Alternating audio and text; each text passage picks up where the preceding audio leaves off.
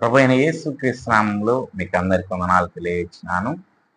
మనము రోమా పత్రికను అధ్యయనం చేసుకుంటున్నాము. 9వ అధ్యాయము 14 వచనం నుండి 18 వచనాలు ఈ దినం చూసుకుందాం. ఈ వచనాలను ఆధారం చేసుకుని మనం పాఠం యొక్క పేరు దేవుని సర్వోన్నత కరుణ మరియు న్యాయం. ఇందులో 15 ప్రధాన అంశాలు ఉన్నాయి. అదే రీతిగా ఉప అంశాలు కూడా ఉన్నాయి. మీరు గమనించగలరని కోరుచున్నాను. మొదటి ప్రధాన అంశము దేవుని న్యాయం గూర్చిన ప్రశ్న. 9వ అధ్యాయం 14 వచనము.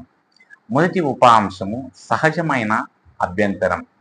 దేవుని సర్వోన్నత ఎంపిక గురించి విన్న తర్వాత ఒక తీవ్రమైన ప్రశ్న తలెత్తుతుంది. దేవుడు అన్యాయస్తుడా? పౌలు ఈ ప్రతిస్పందనను ముందుగానే ఊహించాడు. ఎందుకంటే మానవ తర్కం తరచుగా దైవిక సర్వోన్నతత్వాన్ని అర్థం చేసుకోవడానికి ఇబ్బంది పడుతుంది. దేవుడు తన చిత్తానుసారంగా ఎంచుకుంటే మానవ దృక్కోణం నుండి అది అన్యాయంగా అనిపించవచ్చు. ఈ అభ్యంతరం కొత్తేమి కాదు. కానీ దేవుని మార్గాలను ఎదుర్కొన్నప్పుడు మానవ అవగాహన యొక్క పరిమితులను ఇది ప్రతిబింబిస్తుంది. పౌలు ఈ ప్రశ్నను తప్పించుకోకుండా దానిని స్పష్టంగా ముందుకు తెచ్చాడు. లేఖనం కష్టమైన వేదాంతపరమైన ఆందోళనలను నిజాయితీగా ప్రస్తావిస్తుందని ఇది చూపిస్తుంది. సందేహాలను విస్మరించకుండా దేవుని సత్యం వెలుగులో పరిశీలించాలని కూడా ఇది బోధిస్తుంది. రెండవ ఉప అంశం దైవిక సత్యముతో సంఘర్షణ. ఈ ప్రశ్నే న్యాయం గురించిన మానవ భావనలకు మరియు దేవుని సర్వోన్నత చర్యలకు మధ్య ఉన్న ఉద్రిక్తను వెల్లడిస్తుంది. ప్రజలు తరచుగా దేవుని మానవ ప్రమాణాలతో కొలుస్తారు.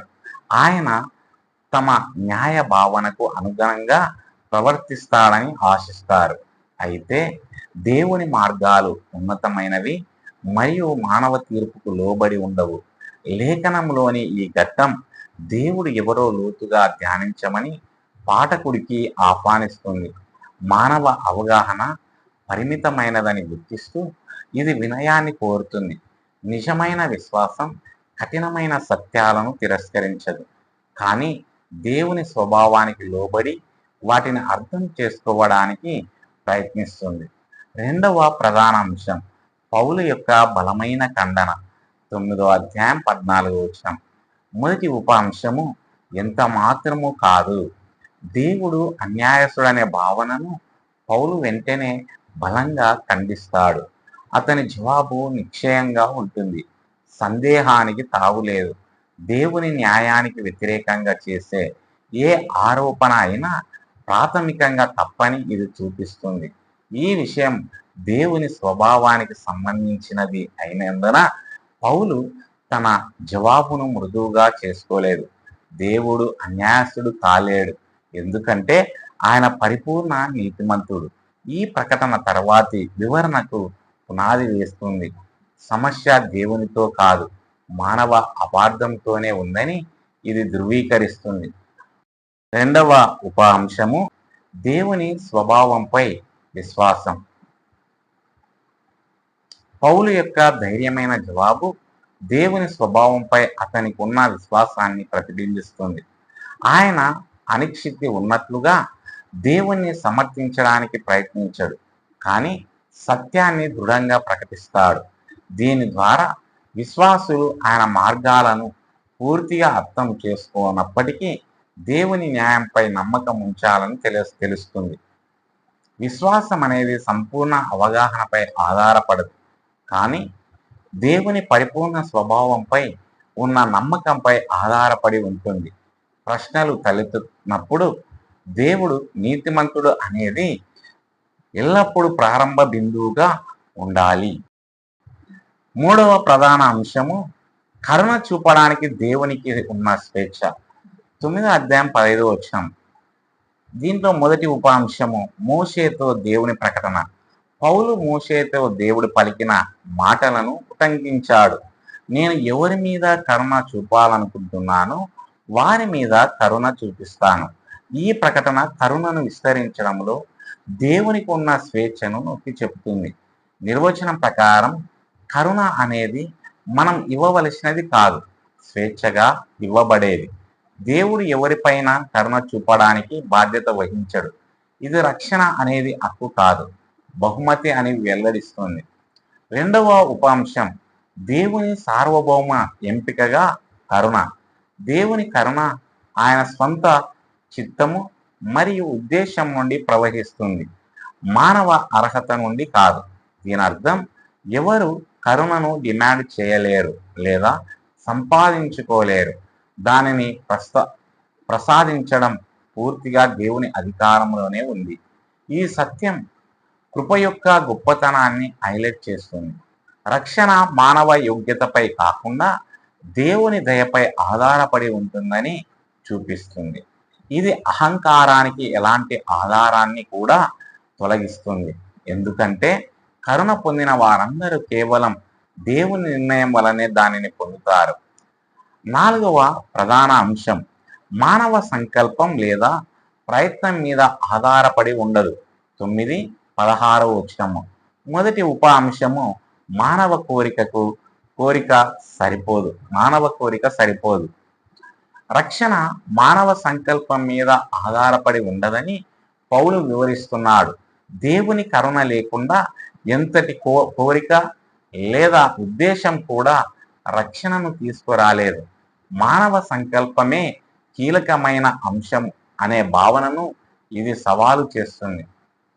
రెండవ ఉప అంశం, ప్రయత్నం రక్షణను తీసుకురాలేదు. మానవ ప్రయత్నం రక్షణను సాధించలేదని కూడా ఆయన పేర్కొన్నాడు. క్రియలు, పోరాటం లేదా మతపరమైన కార్యకలాపాలు దేవుని అనుగ్రహాన్ని సంపాదించి పెట్టలేవు. రక్షణ పూర్తిగా కృప ద్వారానే లభిస్తుంది అనే సత్యాన్ని ఇది బలపరుస్తుంది. మానవుల గొప్పలు చెప్పుకోవడం అంతా మినహాయించబడిందని మరియు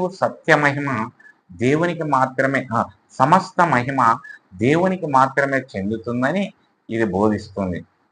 ఐదవ ప్రధాన అంశం, ఫరో ఉదాహరణ. 9వ అధ్యాయం 17వ వచనం. మొదటి ఉపాంశం, ఫరోను ఉన్నత స్థితికి తీసుకురావడంలో దేవుని ఉద్దేశం. పౌలు ఫరోను దేవుని సార్వభౌమాధికారానికి ఒక ఉదాహరణగా పేర్కొన్నాడు. దేవుడు తన శక్తిని ప్రదర్శించడానికి మరియు తన నామాన్ని తెలియజేయడానికి ఫరోను ఉన్నత స్థితికి తీసుకువచ్చాడు. ఫరో యొక్క స్థానము మరియు పాత్ర దేవుని ప్రణాళికలో భాగమే. రెండవ ఉపాంశం, దేవుని శక్తిని ప్రదర్శించడం. ఫరో యొక్క ప్రతిఘటన ద్వారా ఇశ్రాయేలును విడిపించడంలో దేవుడు తన శక్తిని బయలుపరిచాడు. దేవునికి వ్యతిరేకత కూడా ఆయన ఉద్దేశాలను నెరవేర్చడానికి ఉపయోగించబడుతుందని ఇది చూపిస్తుంది. దేవుని సార్వభౌమాధికారం మానవ తిరుగుబాటుతో సహా అన్ని పరిస్థితులపై విస్తరించి ఉంటుంది. ఆరవ ప్రధాన అంశం, ఫరో హృదయం కఠినమవ్వడం. మొదటి ఉపాంశం, న్యాయపరమైన చర్య. దేవుడు ఫరో హృదయాన్ని కఠినపరచడం యాదృచ్ఛికం కాదు, కానీ న్యాయపరమైనది. ఫరో అప్పటికే దేవుణ్ణి ఎదిరించాడు మరియు ఆ కఠినత్వం అతడిని అదే స్థితిలో స్థిరపరిచింది. అది తీర్పు చర్య, అన్యాయం కాదు. రెండవ ఉపాంశం, బాధ్యత ఉంటుంది. దేవుడు ఫరో హృదయాన్ని కఠినపరిచినప్పటికీ ఫరో తన చర్యలకు బాధ్యత వహించవలసిందే. ఇది దైవిక సార్వభౌమాధికారం మరియు మానవ బాధ్యత కలిసి పనిచేయడంలోని రహస్యాన్ని చూపిస్తుంది. దేవుని నియంత్రణ మానవ జవాబుదారితనాన్ని తొలగించిందని ఇది బోధిస్తుంది. ఏడవ ప్రధాన అంశం, దేవుని సార్వభౌమాధికారం. 9వ అధ్యాయం 18వ వచనం. మొదటి ఉపాంశం, కరుణ మరియు కఠినత్వం. దేవుడు తాను కోరిన వారిపై కరుణ చూపిస్తాడని మరియు తాను కోరిన వారి హృదయాన్ని కఠినపరుస్తాడని పౌలు ముగించాడు. ఈ వాక్యం దేవుని సార్వభౌమాధికారాన్ని సంగ్రహిస్తుంది. ఇది కరుణ మరియు కఠినత్వం రెండు కలిసి పనిచేస్తాయని చూపిస్తుంది. మందను కట్టడం ఆయన నియంత్రణలో ఉంది. రెండవ ఉపాంశం, దేవుని అంతిమ పరిపాలన. దేవుడు బాహ్య శక్తులకు లోబడి ఉండడని ఇది నొక్కి చెబుతుంది. ఆయన చిత్తమే అత్యున్నత అధికారం. ప్రతిదీ ఆయన ఉద్దేశం ప్రకారమే జరుగుతుంది. ఈ సత్యం భక్తి మరియు విధేయతను కోరుతుంది. ఎనిమిదవది ఎనిమిదవ ప్రధాన అంశం కఠినపరచడం యొక్క అర్థం. మొదటి ఉపాంశం పాపపు స్థితిని ధృవీకరించడం. కఠినపరచడం అంటే హృదయంలో చెడును సృష్టించడం కాదు, కానీ ఒక వ్యక్తి ఎంచుకున్న మార్గములో వారిని ధృవీకరించడం. ఇది ఒక రకమైన తీర్పు, దీని ద్వారా దేవుడు వ్యక్తులను వారి తిరుగుబాటులో కొనసాగడానికి అనుమతిస్తాడు. రెండవ ఉపాంశం అందరికీ ఒక హెచ్చరిక. దేవునిని నిరంతరం తిరస్కరించడం మరింత కఠినత్వానికి దారి తీస్తుందని ఇది ఒక హెచ్చరికగా పనిచేస్తుంది. అవకాశం ఉన్నప్పుడే దేవుని వాక్యానికి తీవ్రంగా స్పందించాలని ఇది కోరుతుంది. తొమ్మిదవ ప్రధాన అంశం కరుణ మరియు న్యాయం యొక్క త్రాసు. మొదటి ఉపాంశం కరుణ అర్హత లేనిది. దేవుని కరుణ ఉచితంగా ఇవ్వబడుతుంది, సంపాదించుకోదగినది కాదు. ఇది పాపుల పట్ల ఆయన దయ మరియు కృపను హైలైట్ చేస్తుంది. రెండవ ఉపాంశం న్యాయం అర్హమైనది. దీనికి విరుద్ధంగా కఠినపరచడం మరియు తీర్పు పాపం కారణంగా అర్హమైనవి. పాపులను తీర్పు తీర్చడంలో దేవుడు అన్యాయంగా ప్రవర్తించడు.